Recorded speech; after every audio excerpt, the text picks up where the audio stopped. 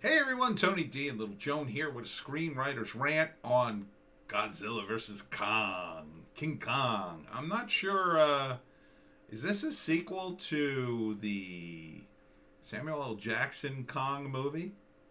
Not sure if it is, but it looks pretty awesome. I'll say that. I mean, look, if you're looking for a story here, I think probably every second of the actors is just going to be total boredom. But, it looks like it'll be fun, at least the fight. So the premise, I think, is that Godzilla is coming and they capture Kong to fight him. And these various characters are involved with capturing Kong. And there's a little girl who can talk to Kong for some reason.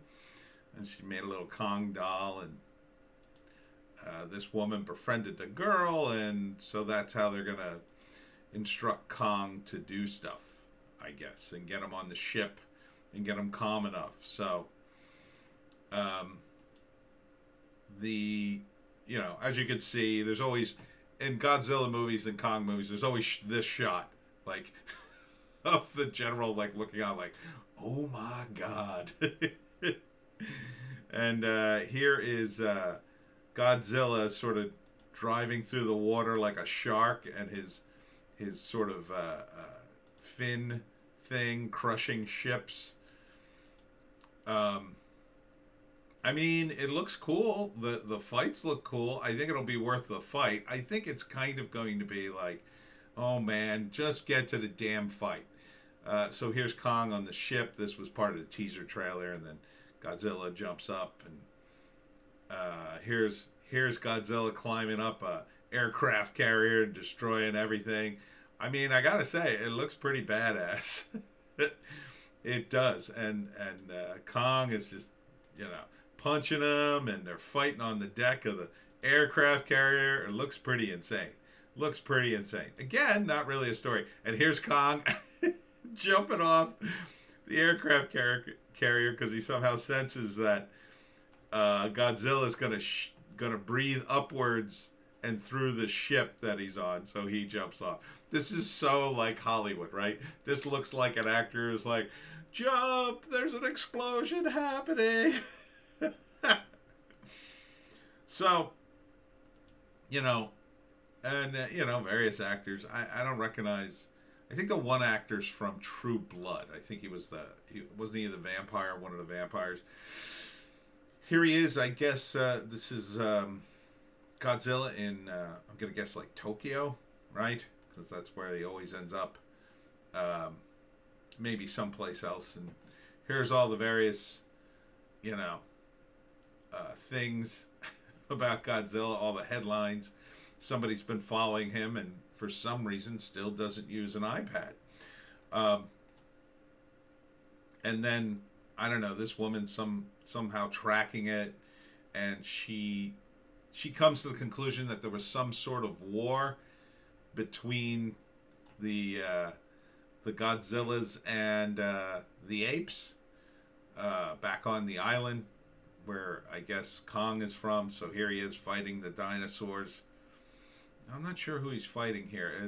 Are they? I wonder if they're supposed to be like if that's supposed to be like Rodan or one of the other lesser monsters in the mix. But would I watch this? Absolutely, absolutely, I would. This is a pretty cool shot. This is Kong jumping at Godzilla with some kind of he's shielding his breath somehow. Uh, with a weapon or a giant bone, I guess. And he's gonna come down. Godzilla versus Kong. So this to me is the kind of movie you see in a theater. Yeah, this is the reason that you're listening. This is the reason theaters exist, Joe. Because it'll be an experience. It's an amusement park ride. It's not so much a movie. It's more of a ride. You know, you're just kind of sitting there eating popcorn, going, "Yeah, yeah, Godzilla, yeah, Kong." Who's gonna win?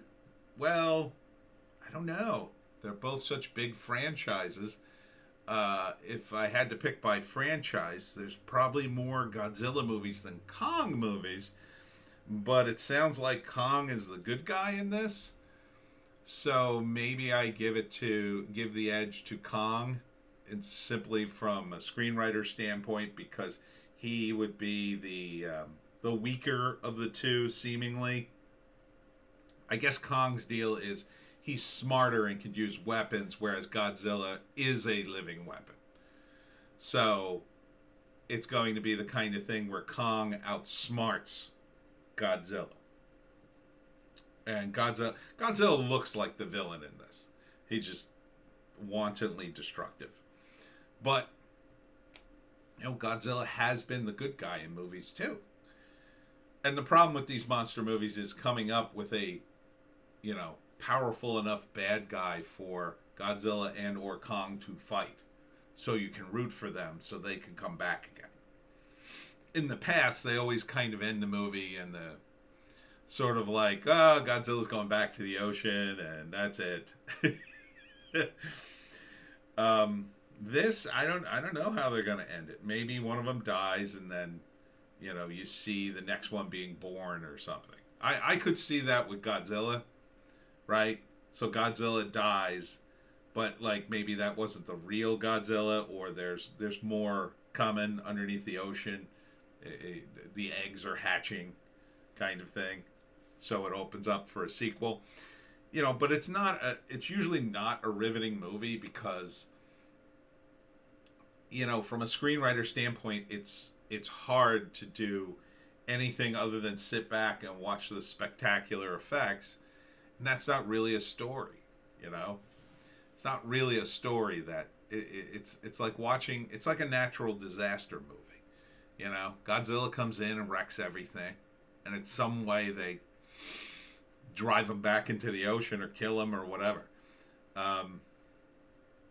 So I don't know. I don't know. I think it would be cool to take Godzilla and Kong and put them in the world of Pacific Rim, where there are all kinds of crazy monsters, and then Godzilla and Kong would be our monsters and they would help us fight, something like that. But again, there's only so much of this you need, right? I mean, it's a fun popcorn movie, I guess, if you like giant monsters destroying things. But would I see it? Yeah, I'd probably zoom through the people parts. Probably just zoom right through them, like after about 10 minutes, like, ugh, I don't need the justification. I know what's going to happen. So it's in theaters in 2021. I would say IMAX, that's the way to go. If you're going to see a movie like this, if you're not going to see it in the theaters and an IMAX, what's the point? You're missing the spectacular